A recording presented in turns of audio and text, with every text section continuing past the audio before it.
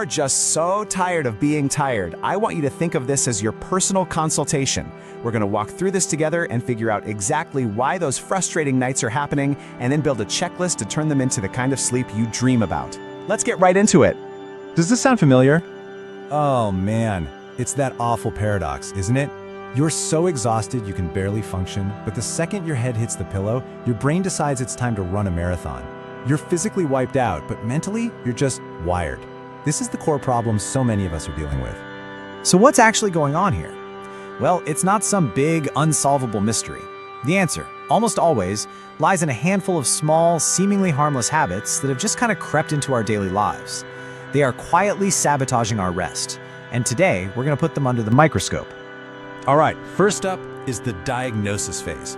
We need to identify the common culprits that are messing with our sleep.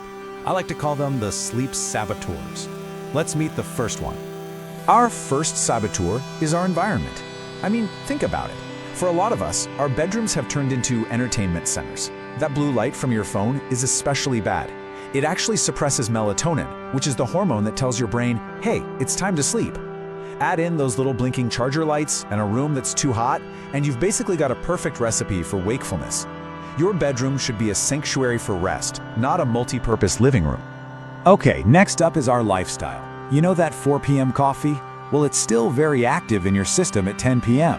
And alcohol? Yeah, it might make you feel drowsy at first, but it completely fragments and disrupts the quality of your sleep later in the night.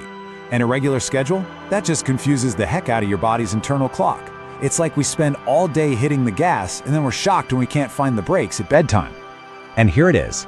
This is the big one for so many people. Your body is in bed, but your mind is running laps.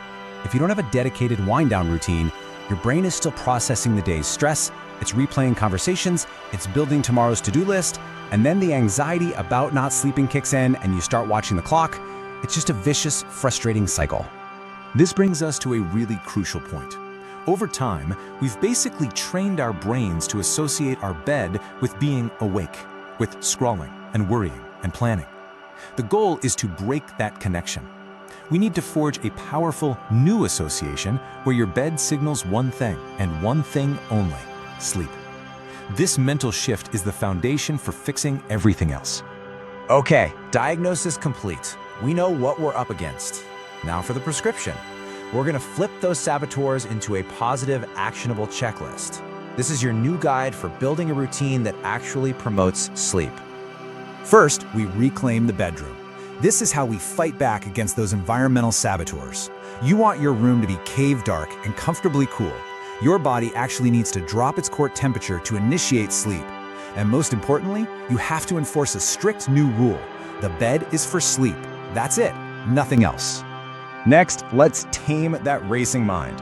And listen, this doesn't have to be complicated. An hour before bed, all screens go off. Take 5 minutes to do a brain dump. Get all those nagging thoughts and to-do lists out of your head and onto a piece of paper.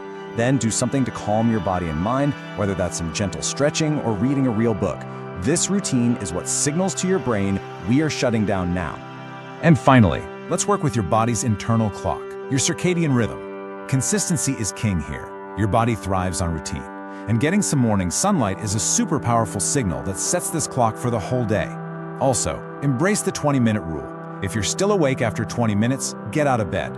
Just lying there only creates more anxiety. Go do something relaxing and only come back to bed when you actually feel sleepy. Now, I know that was a lot of information. It can feel really overwhelming to try and fix everything all at once, but you don't have to. The real power isn't in doing everything perfectly, it's in just starting with one small thing. This is the key takeaway from our entire chat. Sleep is not a luxury, it is a biological necessity. But improving it doesn't require some massive life overhaul. It just starts with fixing one thing, just one, tonight. So, I'll leave you with this question. Looking back at our checklist, what is the one small change you can commit to tonight? Will you put your phone away an hour early? Maybe write down your worries, or just turn down the thermostat. Pick one, start there, because that's how real change actually begins.